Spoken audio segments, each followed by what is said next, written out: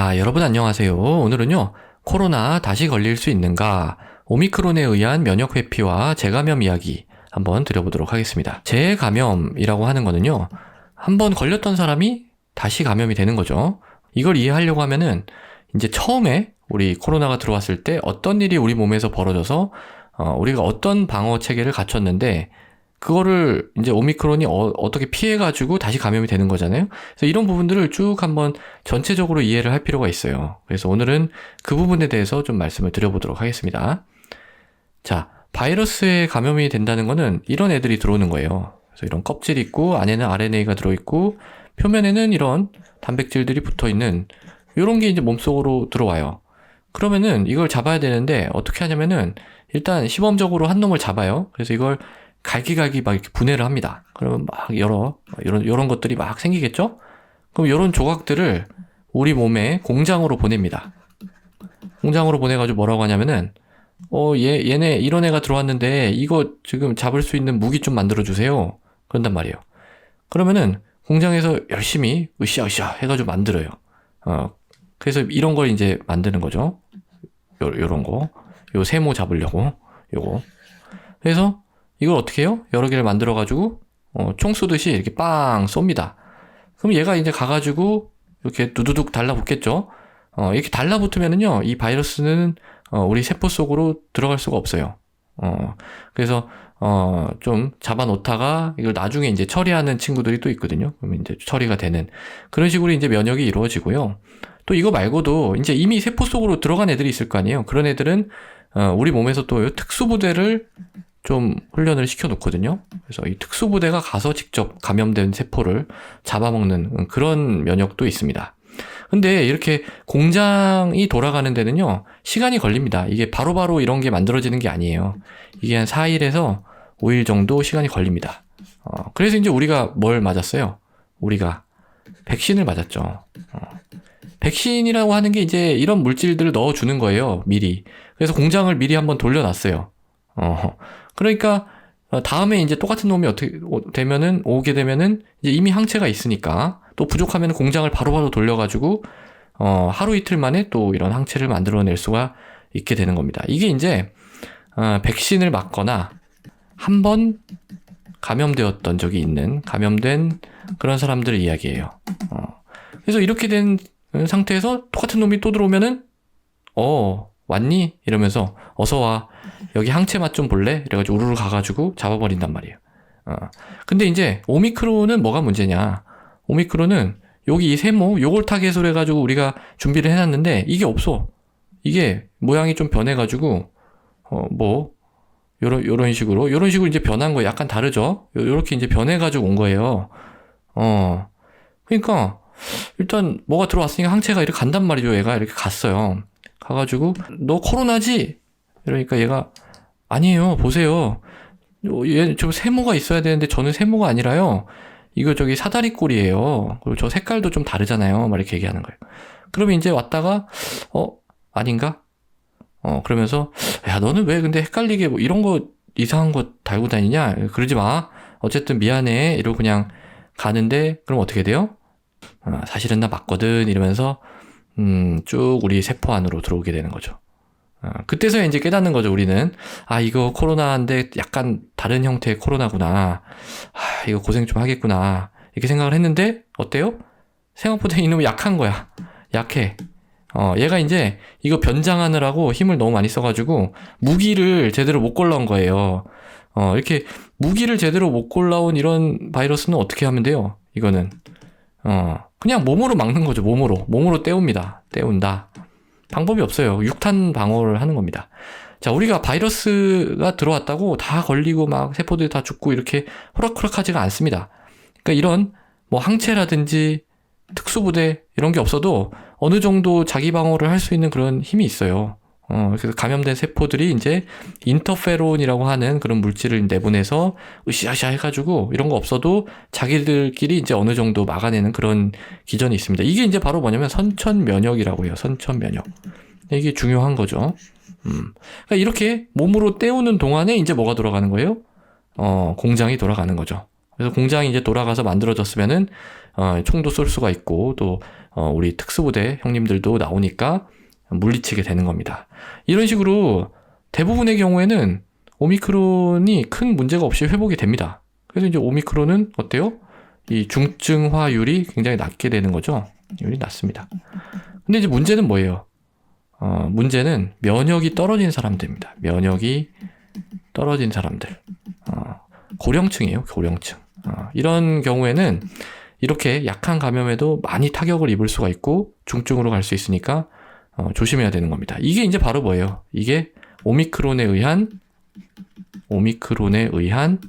면역 회피 과정이 되는 겁니다. 면역 회피. 자, 어떻게 회피한다고요? 이 변이가 일어난 거예요. 변이가 일어나가지고, 우리 인식하는 부위, 이 스파이크 단백질을 좀 바꿔가지고, 인식하지 못하도록 만드는 거죠. 그러니까 한번 코로나에 걸렸던 사람들도 이 오미크론에 다시 감염이 일어나는 거예요. 이게 이제 재감염이죠. 그리고 이제 백신을 맞아도 효과가 좀 떨어지는 이유가 되는 겁니다. 그러니까 우리가 지금 백신 많이 맞았잖아요. 1세대 백신을 많이 맞았는데, 아스트라제네카, 화이자, 모더나, 얀센 전부 다 뭘 타겟으로 했냐면 이 스파이크 단백질 여기 세모로 표시한 거 이걸 타겟으로 다 만들어 놓은 거예요. 근데 이게 바뀌어 버리니까 어때요? 좀 무색해진 거죠. 그래서 이 오미크론 변이에 대해서는 사실은 이 백신 효과가 떨어지는 게 사실이에요. 그렇다고 백신이 아예 효과가 없느냐? 그렇지는 않습니다. 왜 그러냐면은 아까 말씀드렸잖아요. 이 총만 있는 게 아니라 우리는 뭐도 있다? 우리는 특수부대도 있다. 이 특수부대를 뭐라고 하냐면은 이걸 세포성 면역이라고 합니다. 세포성 면역. 아까 이 항체를 뭐라고 하냐면 이건 이제 체액성 면역이라고 해요. 반대로. 성 면역. 이 특수부대가 이제 T세포라고 하는 그런 녀석들인데 이건 멀리서 항체를 이렇게 쏴가지고 잡는 게 아니라 얘가 직접 가요. 이 T세포가 이렇게 가가지고 경찰이 직접 가가지고 이제 범인을 검거하듯이 잡아 먹어버리는 겁니다. 이게 이제 장점이 항체는 이렇게 돌아다니는 애들은 이렇게 잡을 수가 있는데 이미 우리 세포 안으로 들어간 놈들은 이 항체가 잡을 수가 없잖아요. 근데 이 T세포는 잡을 수가 있다. 감염된 세포를 그냥 공격해서 다 없애버리는 겁니다. 그래서 오미크론이 이제 우리 항체는 크게 이제 오미크론의 효과는 없는데 이 T세포가 잡아먹는 요거 있죠. T세포. 요거는 여전히 좀 효과를 나타낸다라고 되어 있습니다. 백신을 맞았을 때 또는 한번 감염된 사람들이 형성된 이 T세포, 특수부대 얘네들은 효과가 여전히 있다. 물론 이것도 시간이 지나면서 효과가 떨어지기는 하지만 자, 그래서 이걸 밝혀낸 사람이 바로 누구냐면은 이 우리나라의 교수님이에요. 신의철 박사님입니다. 신의철 박사님. 이 박사님은 저도 개인적으로 좀 아는 선생님입니다. 제가 이제 이분께 면역학을 배웠습니다. 그분은 저를 모르실 거예요. 왜냐하면 저는 수많은 학생 중에 하나였기 때문에. 근데 이제 이 선생님은 우리나라에 아주 손에 꼽히는 면역학의 대가이시고요. 굉장히 훌륭한 분이십니다. 그런데 학생들한테도 좀 잘해주세요. 제가 존경하는 그 의사 출신 과학자 선생님입니다. 또 이제 강의를 굉장히 잘해주시는 선생님이에요. 그래서 여러분들도 만약에 우리 몸에 이런 면역, 이런 거에 대해서 좀 관심이 있으시면은 그 유튜브에 이제 신의철 이렇게 검색을 하시면 영상이 여러 개 나오는데요. 그거 들어보시면은 도움이 아마 되실 거라고 저는 확신을 합니다. 자, 그래서 백신을 맞았다고 효과가 완전히 사라지는 건 아니다. 그래서 데이터를 보면은요, 일단 기본 접종만 했으면은 사실은 크게 이제 이 오미크론에 대항을 할 수는 없어요. 하지만 부스터샷까지 만약에 맞게 되면 한 60% 정도는 그래도 효과가 남아있다 이렇게 되어 있습니다. 제일 좋은 거는 뭐냐면 감염된 적이 한번 있고 그 다음에 이제 백신을 맞은 사람이 면역력이 사실 가장 좋은 걸로 되어 있습니다. 물론 이제 이런 경우들에서도 시간이 지나면은 이 백신의 효과는 좀 조금씩 계속 줄어드는데 이거는 사실은 어쩔 수 없는 부분이죠. 자, 그래서 오늘은요, 이 오미크론에 의한 면역 회피의 기전에 대해서 한번 살펴봤는데요. 핵심은 뭐예요? 이 인식하는 부위, 이 스파이크 단백. 여기에 변이가 일어나서 이것을 타겟으로 한 항체가 어때요? 아무 쓸모가 없게 된 상황이 된 거다. T세포에 의한 이런 세포성 면역은 일정 부분 남아있기는 하지만, 자, 그래서 우리 예전에 한 2년 전 처음에 코로나 했을 때 이제 뭘 했었냐면은 1년 전, 2년 전 이때는 항체 치료라는 걸 했었어요. 항체. 이 감염된 사람들의 이 피를 뽑아가지고 이제 그러면 항체가 있을 거 아니에요. 그래서 이 항체를 갖다 이렇게 넣어주는, 항체를 인위적으로 만들어가지고 넣어주는 이런 치료를 했는데, 이 오미크론의 항체 치료 효과가 있을까요? 없습니다. 왜냐면은 이 부위가 바뀌어버렸는데 항체가 의미가 없어지게 된 거니까. 항체 치료는 의미가 없어졌다. 그래도 이제 다행인 거는 항바이러스제 있죠. 항체 치료는 의미가 없는데 항바이러스제 치료는 그래도 효과가 있습니다. 우리 렘데시비르, 팍스로비드 우리나라에서 쓰는 거, 요거는 아직 효과가 남아 있습니다. 왜냐면은 이 항바이러스제는 요걸 타겟으로 한 게 아니라 이 안에 있는 그 효소 달라요. 그래서 이거를 타겟으로 하기 때문에 항바이러스제의 효과는 남아 있다. 자, 그래서 이제 면역 회피는 이렇게 일어난다는 걸 알았는데, 그러면 이제 우리는 어떻게 해야 되느냐? 그게 중요한 거죠, 사실은. 사실 이런 부분에 대해서는 저는 사실 좀 똑같은 말씀을 드릴 수밖에 없어요. 뭐냐면, 첫 번째, 한 번 걸렸다고, 그리고 백신 맞았다고, 방심하면 안 된다. 방심은 금물이다. 왜냐면 오미크론은 이렇게 면역을 회피하니까요. 그럼 이렇게 얘기할 수 있잖아요. 난 젊은데 한번 맞고 걸리고 그냥 끝낼 거야. 이렇게 생각할 수가 있는데, 나 말고 우리 어머니, 아버지를 생각하자는 거죠. 지금 그 사망자 나오는 그 통계를 보면은요, 대부분이 다 고령이에요. 그래서 80대 이상이 이만큼, 70에서 79세 이만큼, 이제 60에서 69세 이만큼, 그리고 나머지는 크게 없는, 이런 상황이거든요. 그래서 사실은 옛날에도 그렇긴 했어요. 옛날에도.